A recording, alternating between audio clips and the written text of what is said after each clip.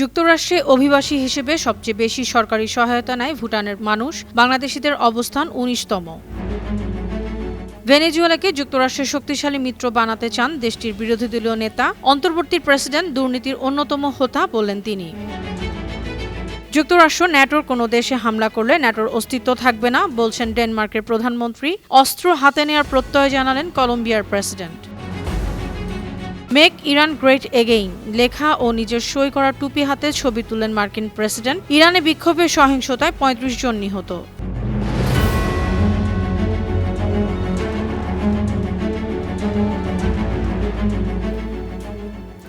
শুনছিলেন সংবাদ শিরোনাম। সবাইকে স্বাগত জানাচ্ছি বিশ্বজুড়ে প্রতিদিনে বিশ্বের বিভিন্ন প্রান্তের সবশেষ তথ্য জানাতে আপনাদের সঙ্গে আছি আমি অনন্যা চৈতি। যুক্তরাষ্ট্রের সবচেয়ে বেশি সরকারি সহায়তাভোগী অভিবাসীর তালিকা প্রকাশ করেছেন দেশটির প্রেসিডেন্ট ডোনাল্ড ট্রাম্প। এতে বাংলাদেশের অবস্থান ১৯তম। বাংলাদেশি অর্ধেকের বেশি পরিবার যুক্তরাষ্ট্র সরকারের বিভিন্ন সুবিধার উপর নির্ভরশীল। রোববার ট্রুথ সোশ্যালে immigrant welfare recipient rates by country of origin শিরোনামে এ তালিকা শেয়ার করেন ট্রাম্প। ১২০টি দেশ ও অঞ্চলের অভিবাসীদের তথ্য নিয়ে তৈরি ওই তালিকায় বাংলাদেশের অবস্থান ১৯তম। তালিকায় শীর্ষ সহায়তা নেওয়া দেশের অভিবাসীর তালিকায় যথাক্রমে আছে Bhutan, Yemen, Somalia, Marshall Islands, Dominican প্রজাতন্ত্র, আফগানিস্তান, কঙ্গো, গিনি, সামোয়া এবং কেপ ভার্দে। মাদক পাচার ও সন্ত্রাসী তৎপরতার অভিযোগে যুক্তরাষ্ট্রের আদালতে নিজেকে নির্দোষ দাবি করেছেন নিকোলাস মাদুরো। বিচারকের কাছে নিজেকে ভেনেজুয়েলার প্রেসিডেন্ট দাবি করে বলেছেন তাকে অপহরণ করা হয়েছে। এ সময় মাদুরোর স্ত্রী সিলিয়া ফ্লোরেসও আদালতে মাদক সম্পর্কিত অভিযোগ থেকে নিজেকে নির্দোষ দাবি করেছেন। মাদুরোর মামলার বিচারক অ্যালভিন হেলারস্টাইন তার বিরুদ্ধে আনা অভিযোগগুলো পড়ে শোনানোর পর তার বক্তব্য জানতে চান। তখন মাদুরো নিজেকে নির্দোষ দাবি করেন। পরে আদালত আগামী ১৭ মার্চ মাদুরোর পরবর্তী হাজিরার দিন ধার্য করেন। ভেনেজুয়েলার প্রধান বিরোধী দলীয় নেত্রী এবং নোবেল শান্তি পুরস্কার বিজয়ী মারিয়া করিনা মাচাদো তার দেশকে যুক্তরাষ্ট্রের শক্তিশালী মিত্র ও জ্বালানি সম্পদের প্রধান কেন্দ্রে রূপান্তরের ঘোষণা দিয়েছেন। সোমবার মার্কিন সংবাদ মাধ্যম ফক্স নিউজকে মাচাদো আরও বলেন, গেল ৩ জানুয়ারি মার্কিন অভিযানের মাধ্যমে প্রেসিডেন্ট নিকোলাস মাদুরোর আটকের মধ্যে দিয়ে স্বৈরাচারের পরাজয় নিশ্চিত হয়েছে। এই ঘটনা সারা বিশ্বের স্বাধীনতা ও মানবিক মর্যাদা রক্ষার বিশাল মাইলফলক। এ সময় ভেনেজুয়েলার অন্তর্বর্তী প্রেসিডেন্ট দেলসি রদ্রিগেজকে নিপীড়ন, দুর্নীতি ও মাদক পাচারের হোতাদের অন্যতম হিসেবে আখ্যায়িত করেন মাচাদো। প্রসঙ্গত, মাচাদো আত্মগোপনে থেকে রাজনীতি করছেন। ভেনেজুয়েলার প্রেসিডেন্ট নিকোলাস মাদুরোকে মার্কিন বাহিনী আটক করায় বিভক্ত হয়ে পড়েছেন আমেরিকানরা। রয়টার্স ও ইপসোস প্রকাশিত জনমত জরিপে জানা গেছে ৩৩% মার্কিন নাগরিক মাদুরোকে গ্রেফতারের পক্ষে আছে, আর বিপক্ষে আছে ৩৪% মানুষ। ৩২% মানুষ এই বিষয়ে কোনো অবস্থান জানাননি। সোমবার প্রকাশিত এই জরিপে আরও জানা গেছে মার্কিন জনগণের একটি বড় অংশ ট্রাম্প প্রশাসনের ভেনেজুয়েলার তেল ক্ষেত্রগুলোর নিয়ন্ত্রণ নেওয়ারও বিরোধী। ৪৬% মানুষ মনে করেন যুক্তরাষ্ট্রের এমন হস্তক্ষেপ করা উচিত নয়, আর ৩০% আমেরিকান এই পদক্ষেপকে সমর্থন জানিয়েছেন। ভেনেজুয়েলার প্রেসিডেন্ট নিকোলাস মাদুরোকে মার্কিন বাহিনীর আটকের রেশ কাটতে না কাটতেই ডেনমার্ক ও গ্রিনল্যান্ডে তীব্র উদ্বেগ ছড়িয়ে পড়েছে। ডেনমার্কের প্রধানমন্ত্রী মেটে ফ্রেডেরিকসন সোমবার ডেনিশ সম্প্রচার মাধ্যম TV2কে দেয়া সাক্ষাৎকার দিয়েছেন। তিনি বলেছেন, যুক্তরাষ্ট্র ন্যাটোর কোনো সদস্য দেশে হামলা করলে ন্যাটোর অস্তিত্ব থাকবে না। ভেনেজুয়েলা অভিযানের পর ডোনাল্ড ট্রাম্প গ্রিনল্যান্ডকে যুক্তরাষ্ট্রের নিয়ন্ত্রণে আনতে ২০ দিনের সময়সীমা বেঁধে দিয়েছিলেন। প্রয়োজনে সামরিক শক্তি প্রয়োগেরও আভাস দিয়েছেন তিনি। তার প্রতিক্রিয়ায় এমন সতর্কতা জানান ফ্রেডেরিকসন। ট্রাম্প গ্রিনল্যান্ডে যুক্তরাষ্ট্রের কর্তৃত্ব প্রতিষ্ঠায় দীর্ঘদিন ধরে আগ্রহ প্রকাশ করেছেন। ভেনেজুয়েলার প্রেসিডেন্ট নিকোলাস মাদুরোকে মার্কিন বাহিনী আটকের পর কলম্বিয়া ও যুক্তরাষ্ট্রের কূটনৈতিক উত্তেজনা বেড়েছে। ট্রাম্প বলেছেন পেট্রো কোকেন উৎপাদন করে যুক্তরাষ্ট্রে পাচার করেন। ডোনাল্ড ট্রাম্পের এমন বক্তব্যের কারণে ক্ষেপেছেন কলম্বিয়ার প্রথম বামপন্থী প্রেসিডেন্ট গুস্তাভো পেট্রো।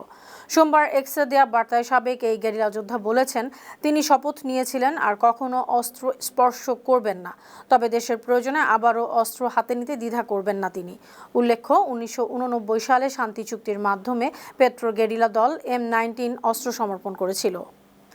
তুরস্কের প্রেসিডেন্ট রিসেপ তাইয়েপ এরদোয়ান বলেছেন তার দেশ আন্তর্জাতিক আইনের লঙ্ঘনের বিরোধী। ভেনেজুয়েলার প্রেসিডেন্ট নিকোলাস মাদুরোকে তুলে নেওয়ার প্রসঙ্গে গতকাল সোমবার এই মন্তব্য করেন তিনি।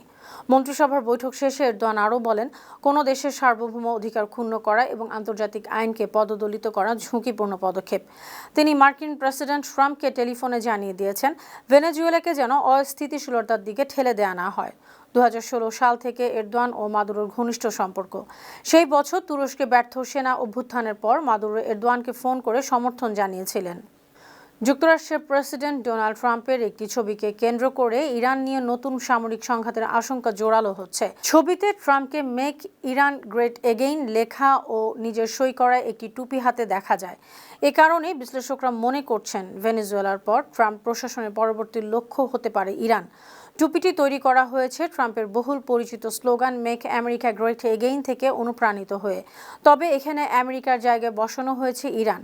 টুপিতে 1979 সালের ইসলামী বিপ্লবের আগের ইরানের পতাকার প্রতীক আছে।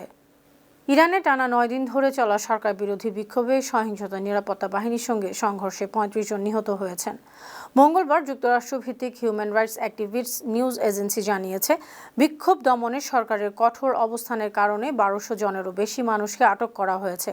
গালফ নিউজ জানিয়েছে, নিহতদের মধ্যে 29 জন বিক্ষোভকারী, 4 জন শিশু এবং 2 জন ইরানি নিরাপত্তা বাহিনীর সদস্য রয়েছে। ইরানের বিপ্লবী গার্ড বাহিনীর ঘনিষ্ঠ বার্তা সংস্থা ফার্স্ট নিউজ জানিয়েছে, বিক্ষোভ চলাকালে প্রায় 250 পুলিশ এবং 45 জন স্বেচ্ছাসেবী বাহিনী বাসিজের সদস্য আহত হয়েছেন।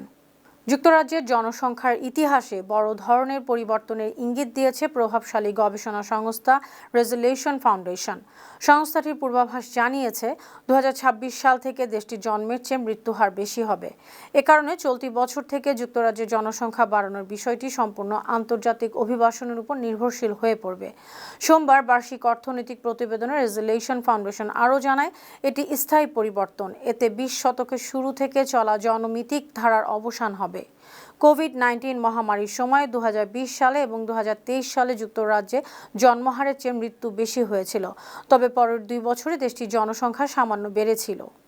যুক্তরাজ্যের রাজধানী লন্ডনে কার্যক্রম শুরু করেছে ফিলিস্তিনি রাষ্ট্রের দূতাবাস। সোমবার পশ্চিম লন্ডনের হ্যামারস্মিথে অনুষ্ঠানের মাধ্যমে এই দূতাবাসের উদ্বোধন করা হয়।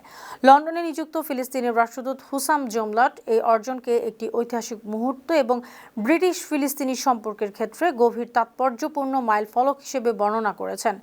গেল সেপ্টেম্বরে গাজায় দীর্ঘস্থায়ী সংঘাত ও মানবিক বিপর্যয়ের প্রেক্ষাপটে যুক্তরাজ্য ফিলিস্তিনিকে একটি স্বাধীন রাষ্ট্র হিসেবে আনুষ্ঠানিক স্বীকৃতি দেওয়ার পর এ দূতাবাস স্থাপন করা হলো। ফিলিস্তিনি জনগণ এখন থেকে যুক্তরাজ্যে পূর্ণ কূটনৈতিক মর্যাদা ও সুযোগ সুবিধা ভোগ করবেন। ইসরায়েলি সেনাবাহিনী গত 24 ঘন্টায় পূর্ব গাজায় দখলের সীমানা আরও বাড়িয়েছে। গাজা সিটির তুফাহ, সুজাইয়া ও জৈতুন এলাকায় এ সীমানা বাড়ানোর কারণে সংকুচিত হয়ে পড়েছেন ফিলিস্তিনিরা।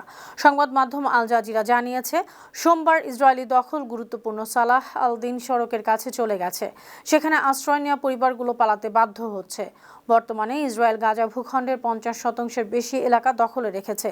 এদিকে দক্ষিণ গাজার খান ইউনিসের রোববার ইসরায়েলি বাহিনীর গুলিতে 3 ফিলিস্তিনি নিহত হয়েছেন। গতকাল সোমবার পশ্চিম তীর থেকে সাংবাদিকসহ 30 ফিলিস্তিনিকে আটক করেছে ইসরায়েলি সেনারা।